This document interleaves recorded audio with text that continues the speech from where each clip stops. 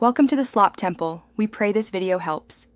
You start by signing into your Apple ID on the iPhone. This is critical because iCloud ties contacts to that account.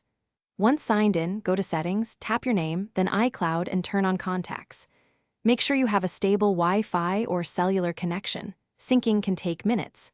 If you use multiple Apple ID, pick the one with your contact list. Do this now because without iCloud Contacts enabled, nothing will transfer. Once Contacts is enabled, your iPhone will ask whether to merge or cancel.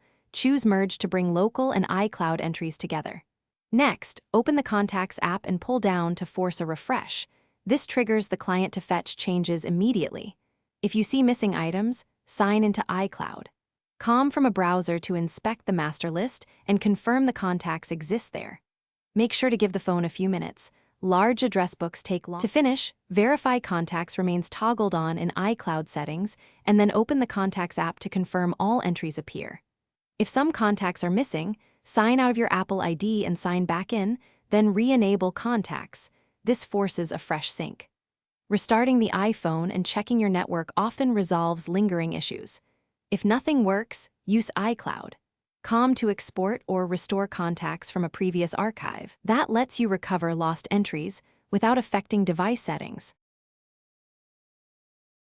Thanks for watching. Consider subscribing if we helped you.